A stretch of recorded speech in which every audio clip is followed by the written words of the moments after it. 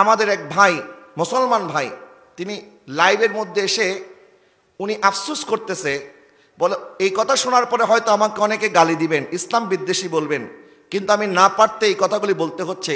আমার ছোট্ট মেয়েটাকে নিয়ে আমি বাজার করতে এসেছি, কিন্তু আশেপাশে পুরো এলাকা জুড়ে এত এত মাইক লাগানো হয়েছে, মাহফিল কোথায় হচ্ছে আর মাইক কোথায় লাগাইছে। তো যেখানে মাহফিল হচ্ছে এই এতটুকু জায়গার মধ্যে যদি মাহফিলের মাইক সীমাবদ্ধ থাকে তাহলেই তো যথেষ্ট। আমরা 100টা মাইক লাগাই দিলাম, মানুষের কষ্টের কারণ হয়ে গেল। অসুস্থ রোগীরা, তারা অনেকে হার্টের রোগী আছে।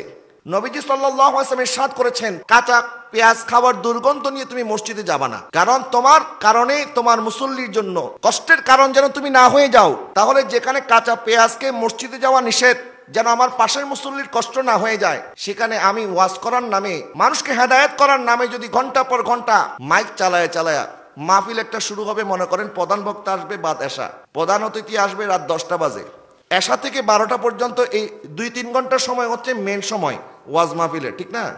জোহর থেকে মাইক চলতেছে, তো জোহর থেকে তো মাইক চালানোর কোনো দরকার নাই। যখন অতিথি আসবে, বক্তা যখন আসবে, তখন না উনি মাইকে আলোচনা করবে। এখন মাইক একটা পাইলেই যেভাবে আমরা শুরু করি, এই ধরনের বাড়াবাড়ি আমাদের বন্ধ হওয়া দরকার আছে না নাই? এটা আমি সংশোধনের নিয়তে বলতেছি। অন্যান্য দেশের মুসলমানের চাইতে আমাদের দেশের মুসলমান অনেক ভালো আছে, আলহামদুলিল্লাহ বলেন।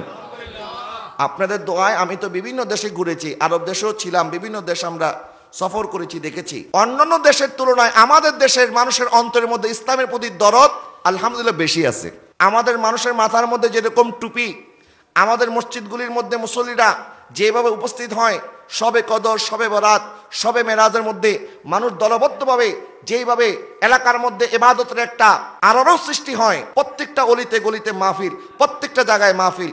এরপর কোরবানির ঈদের সময় আমরা যে উৎসবমুখর পরিবেশে পশু কোরবানি করি, আমি তো আরব দেশে ছিলাম, সেখানের মানুষ আমাদের মতো এরকম গরু আর উট খুব কম মানুষ জবাই করে। সেখানে একটা দুম্বা দিয়ে মোটামুটি জবাই করে কোরবানি শেষ করে ফেলে। আর কোথায় গিয়ে জবাই করে এটা সবাই জানেও না, সবাই দেখেও না। এটা একটা নির্দিষ্ট জায়গায় থাকে, ওখানে তারা পশুটা পাঠিয়ে দেয়, পরিবারের যে কোনো একজন সেখানে যায়। অথচ আমাদের দেখেন কোরবানি ঈদ আসার সাথে সাথে এর 1 সপ্তাহ যাবত আমাদের বাচ্চাদের ঘুম নাই। বাবাকে বলে, বাবা তাড়াতাড়ি হাটে নিয়ে যাও, পছন্দের মতো গরু একটা কিনতে হবে।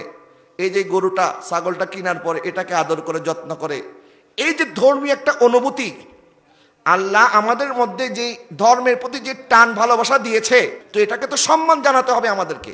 এই শত শত মাইক লাগায়া শব্দ দূষণ করে মানুষের অন্তরে মাহফিলের প্রতি বিদ্বেষ তৈরি করে দেওয়াটাও কিন্তু আমাদের উচিত না। আমি বলছি ইনসাফ, আদালত প্রত্যেকটা ক্ষেত্রে ইনসাফ প্রতিষ্ঠা করতে হবে, ন্যায় বিচার প্রত্যেকটা ক্ষেত্রে করতে হবে।